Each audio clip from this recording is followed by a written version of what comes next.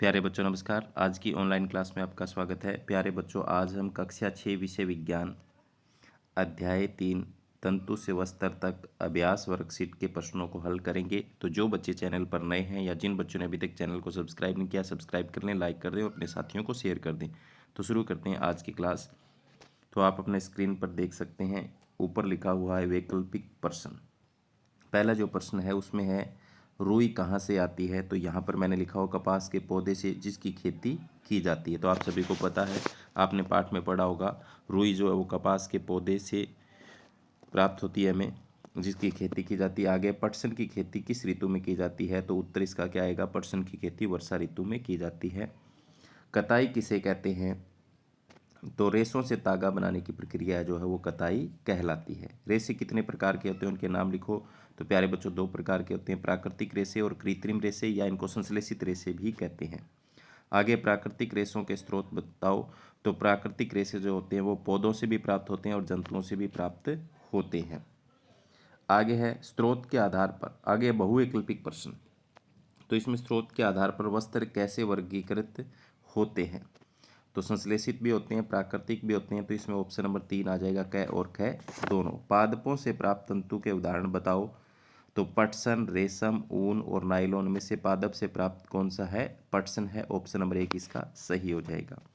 आगे polyester, nylon और acrylic Khalistan तंतुओं के उदाहरण है। तो आप यहाँ पर देख सकते हैं, पादप से, जांतव से, संश्लिष्ट, उपरोक्त सभी। तो ये क्या है, संश्लिष्ट हैं। तो ऑप्शन नंबर 3 इसका सही हो जाएगा।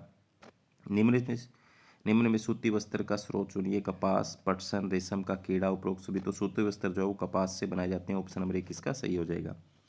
रेशों से तागा बनाने की प्रक्रिया क्या कहलाती है। तो ये पहले भी आ चुका है, परिभाषा लिखनी इसकी। तो यहाँ पर ऑप्शन नंबर 2 इसका सही हो जाएगा, कताई कहते हैं।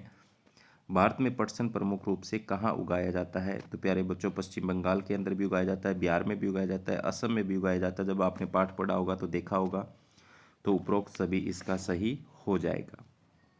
आगे है निम्न में दर्शाई गई प्रक्रिया का नाम लिखे। तो यहाँ पर जो है वो कौन सी प्रक्रिया का चित्र है, कताई, रीलिंग, बुनाई, उपरोक्त सभी। तो यहाँ पर ये जो चित्र है वो बुनाई का चित्र है, एक स्वेटर बुनी जा रही है। पटसन पौधे के कौन से भाग से प्राप्त किया जाता है। तो प्यारे बच्चों, आपने देखा होगा, पटसन के पादप को पुष्पन की अवस्था में काटा जाता है, फिर इसको पानी में रखा जाता है। तो ये किससे प्राप्त होता है, तने से प्राप्त होता है। तो ऑप्शन नंबर 3 इसका सही हो जाएगा। प्राचीन मिस्र में रुई तथा फ्लैक्स की कृषि किस नदी के निकटवर्ती क्षेत्रों में की जाती थी। तो आपने उस अध्याय के लास्ट वाले पैरे में पढ़ा होगा, नील नदी के किनारे की जाती थी। आगे है रिक्त स्थान भरकर प्रक्रिया को पूरा कीजिए। तंतु, तागे और तागे से लड़ियाँ बनती है, फिर वस्त्र बनते हैं। तो यहाँ पर वस्त्र तो दिया हुआ नहीं है, तो क्या आएगा, यहाँ पर लड़ियाँ आएगा।